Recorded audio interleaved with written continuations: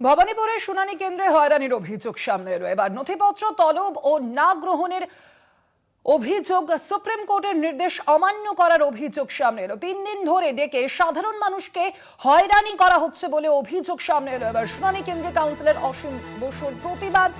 গতকালই ভবানীপুরের বিএলএ 2-দের নিয়ে বৈঠক করেন মমতা বন্দ্যোপাধ্যায় এবং তারপরেই ভবানীপুর কেন্দ্রে অভিযোগ সামনে আসছে। নথিপত্র তলব ও না গ্রহণের অভিযোগ।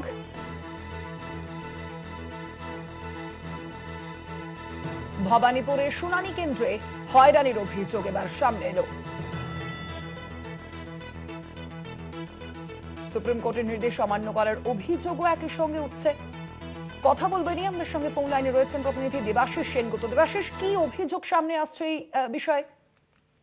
দেখো, গতকালই কিন্তু মুখ্যমন্ত্রী মমতা বন্দ্যোপাধ্যায় তার যে নিজস্ব বিধানসভা কেন্দ্র সেই 159 নম্বর ভবানীপুর বিধানসভা কেন্দ্রের বিএলএ 2-দের নিয়ে বৈঠক করেছেন এবং সেখানে কিন্তু স্পষ্ট অভিযোগ উঠে এসছে যে বিভিন্ন জায়গায় ছোটখাটো বিষয়ে কিন্তু নাম বাদ করানোর চেষ্টা হচ্ছে এবং হয়রানি করা হচ্ছে সমস্ত যাদের নাগরিক যারা যাচ্ছেন শুনানিতে তাদেরকে।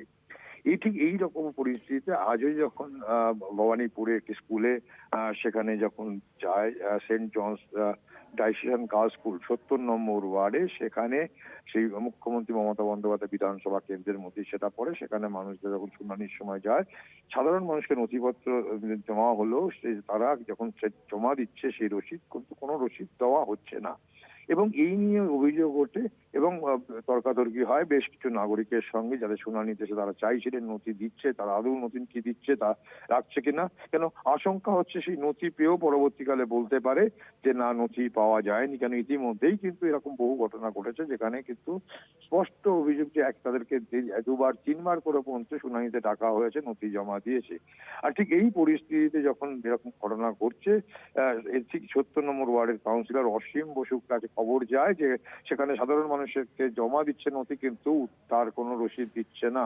তখন তিনি 70 নম্বর ওয়ার্ডের কাউন্সিলর অসীম বসু তিনি শুনানি কেন্দ্রে যান এবং লোকের সঙ্গে কথা বলেন এবং নাগরিক সহ যারা সেখানকার যারা ভোটার তাদের সঙ্গে কথা বলেন এবং তাদের অভিযোগ তিনি শোনেন এবং এর পাশাপাশি কিন্তু তিনি বোঝানোর চেষ্টা করেন যে সমস্ত আধিকারিকরা রয়েছে বিএলওদের, তাদের বোঝানোর চেষ্টা করে এবং পরিষ্কার অভিযোগ যে অসীম বসু অভিযোগ করছেন যে এটা চক্রান্ত করে মানুষের নাম বদলানোর চেষ্টা হচ্ছে বলে তিনি অভিযোগও করেন। তার অভিযোগ, সাধারণ মানুষের কাছ থেকে নথি গ্রহণ করার পরও কোন রকম রসিদ দেওয়া হচ্ছে না, অথচ সুপ্রিম কোর্টের নির্দেশ স্পষ্টভাবে জানিয়ে দিয়েছে নথিপত্র গ্রহণ করার পর সংশ্লিষ্ট ভোটারদের তার রসিদ দিতে হবে।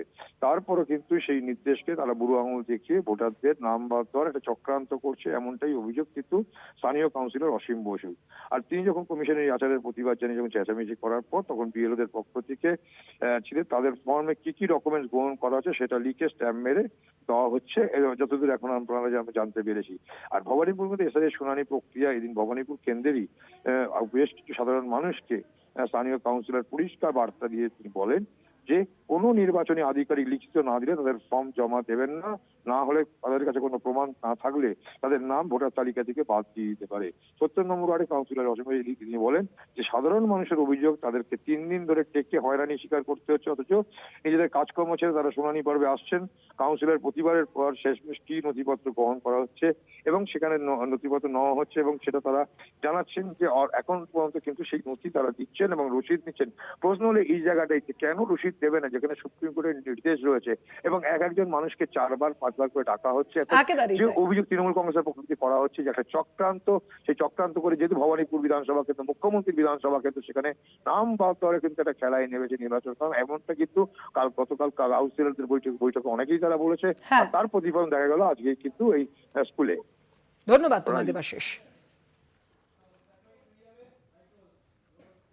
হচ্ছে এরা যে ডকুমেন্ট দিচ্ছে বিএলওরা লিখে দেবে এই ডকুমেন্ট, এটা সুপ্রিম কোর্টও বলে দিয়েছে, বারংবার বলা হচ্ছে কেন করছে এই কারচুপিটা, এক এক জায়গায় এক এক রকম নিয়ম কেন, ভবানীপুরের জন্য একরকম নিয়ম অন্য জায়গার জন্য একরকম, এরম ভাবে হারাবে সেগুড়ে বালি।